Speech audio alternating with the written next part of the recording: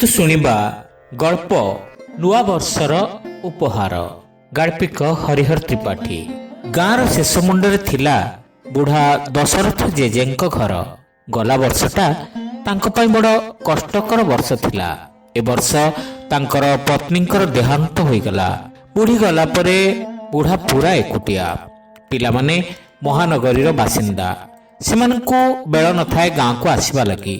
ବୁଢ଼ା ମଧ୍ୟ ନିଜ ଘର ଦ୍ୱାର ଛାଡ଼ି ପିଲାମାନଙ୍କ ନିକଟକୁ ଯିବା ଲାଗି ମନ ବଳାନ୍ତି ନାହିଁ।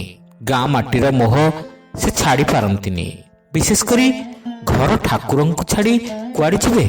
ଡିସେମ୍ବର 31 ତାରିଖ ସନ୍ଧ୍ୟା। ଗାଁ ସାରା ନୂଆବର୍ଷର ଖୁସିରେ ଭାସୁଥିଲା। ପିଲାମାନେ ଫଟକା ଫୁଟାଉଥିଲେ। ଘରେ ଘରେ ହସ ଖୁସି। କିନ୍ତୁ ଦଶରଥ ଜେଜେ ନିଜ ଘରେ ଏକୁଟିଆ ବସି ଅନ୍ଧାରକୁ ଚାହିଁ ରହିଥିଲେ। ହଠାତ୍ କିଏ ଦୁଆର ଖଡ଼ଖଡ଼ କଲା। ଜେଜେ ଜେଜେ ଚାହିଁ ଦେଖିଲେ ନାତି ସୁମନ। ସେ ତ ସହରରେ ପଢ଼େ। ଆସିବ ବୋଲି ତ କହିନଥିଲା। ସୁମନ ଜେଜେଙ୍କୁ ଜଡ଼ାଇ ଧରି କହିଲା, ଜେଜେ ତୁମକୁ ଏକୁଟିଆ ଛାଡ଼ି ନୂଆବର୍ଷ କେମିତି ମନେଇବି? ଆଜି ସକାଳୁ ବାହାରି ପଡ଼ିଲି। ସୁମନ ସାଙ୍ଗରେ ଆଣିଥିଲା ଗୋଟିଏ ଛୋଟିଆ ବାକ୍ସ। ଖୋଲି ଦେଖାଇଲା। ଭିତରେ କୃଷ୍ଣଙ୍କର ଛୋଟିଆ ମୂର୍ତ୍ତିଟିଏ।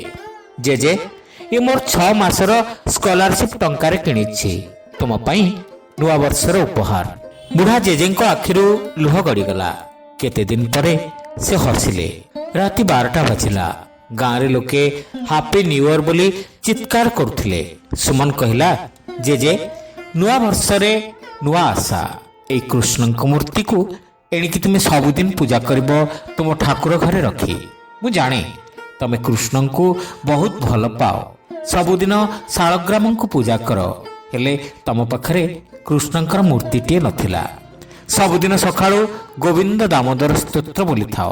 ଜେଜେ ନାତିର ମୁଣ୍ଡରେ ହାତ ବୁଲାଇ କହିଲେ, ବାବୁ ତୁ ଆସିଲୁ, ଏଇଟା ମୋ ପାଇଁ ନୂଆବର୍ଷର ସବୁଠାରୁ ବଡ଼ ଉପହାର। ତୋ ବାପା ବୋଉଙ୍କୁ ତ ବେଳ ନାହିଁ ଆସିବା ଲାଗି। ମୋ ମନ ସବୁବେଳେ ତୁମକୁ ଖୋଜୁଛି ରେ। ତୁ ତ ମୋର ବାଳକୃଷ୍ଣ। ସେଇ ରାତିରେ 2 ପିଢ଼ି ଏକାଠି ବସି ଖିଚୁଡ଼ି ଖାଇଲେ। ଛୋଟ ଘର ଆଲୋକିତ ହୋଇଗଲା। ଦୀପର ଆଲୋକରେ ନୁହେଁ, ମମତାର ମାୟାର ଆଲୋକରେ।